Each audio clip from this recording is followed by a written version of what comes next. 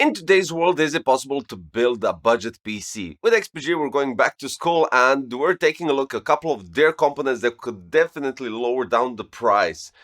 Now, of course, we have other problems like GPUs, memories, and all the other stuff that is currently on the market happening. But regardless of that, we're having a couple of products, and specifically, we're going to talk about the XPG INVADER X MINI Saga series.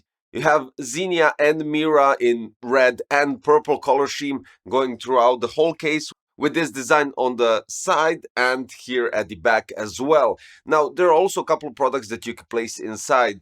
Now, for instance, Invader X Mini costs around 50 euros, which is an outstanding price for the case that comes packed with 5 fans.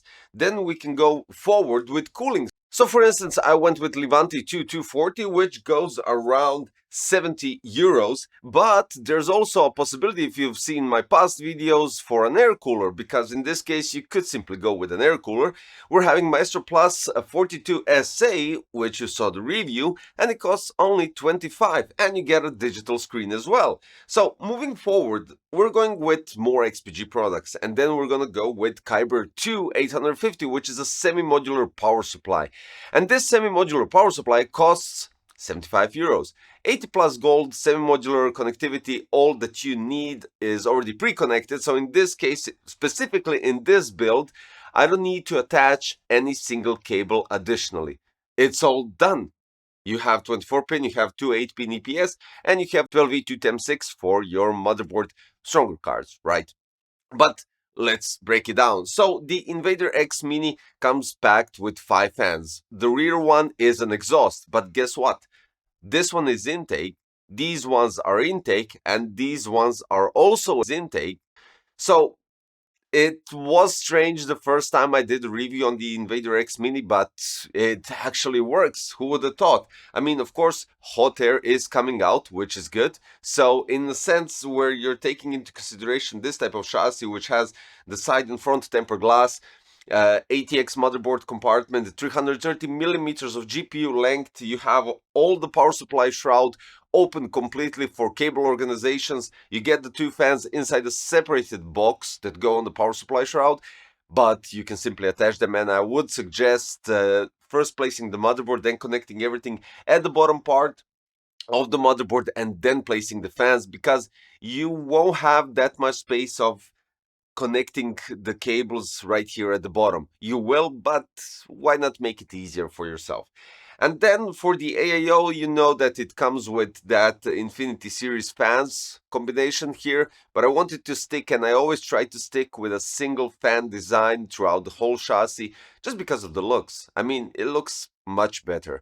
But then again, we have Mira here, which goes in white, black, and red, so I stick to that. You have a nice complete build. Now regarding the other specifications, we're having XPG RMAX 2 times 16 gigs at 6000 megahertz, and basically everything else apart from the GPU, which is RTX 5070, even though those prices went up as well. We're having standard AMD Ryzen 9 7900X3D, because the other AMD processor that I have is 9950X3D, and that will be really high end. This is an older processor, 2 generations back, and I think could be placed in somewhere at mid-tier.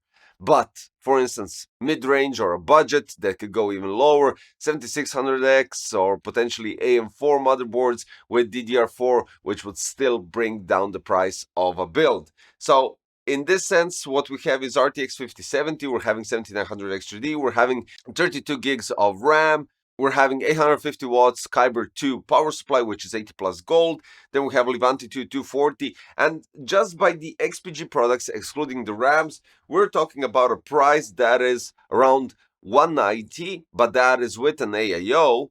And then you can go with an air cooler, which sums it up to 145. And then you just need, well, basically just, you need the rest of the components, right? But at least we lower down the price of the chassis, power supply, and cooling solution, so that is really good.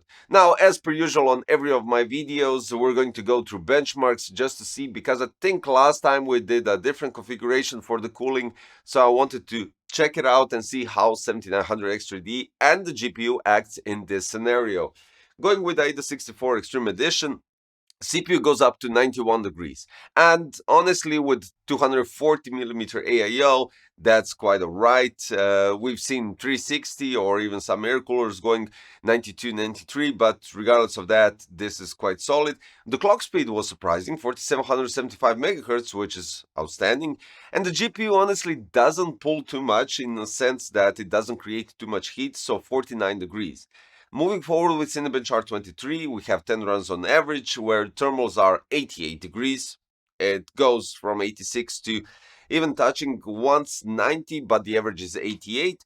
Clock speed is 4935, which is kind of understandable considering the thermals and everything all together. But the score is still good, 26,399, summing up all of this configuration quite nice. So if you're going with a lower tier processor, beneath the 17900X3D, you can potentially get better thermals because 240 can definitely cool down.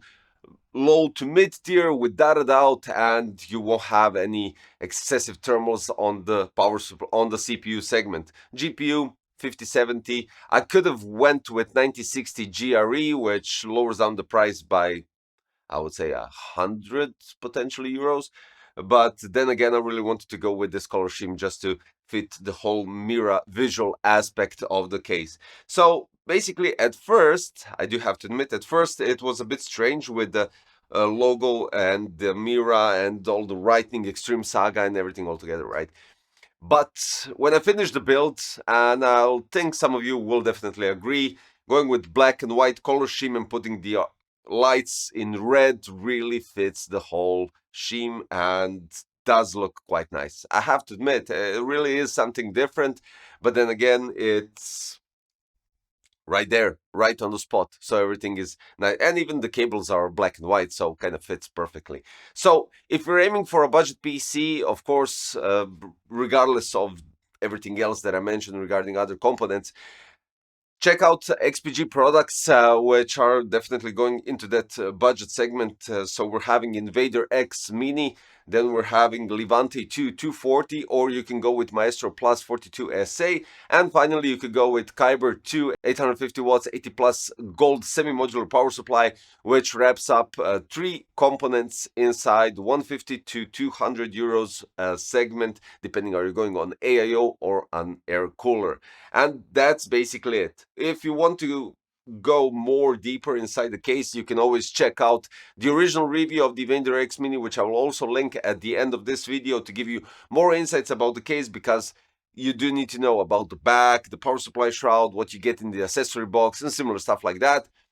And Levante 2 240, there's also a dedicated video, which I will also link, so to give you some more ideas, or eventually 42 SA. Kyber 2 as well. I'll just link everything down in the caption part so you can check all the videos that you want to check out. Guys, that's all for today. Thank you for watching. This was XPG Invader X Mini Saga series with Mira. And if you're new to the channel, don't forget to subscribe, hit the like button, click the notification bell, and I will see you soon in a new one. Thanks. Bye bye.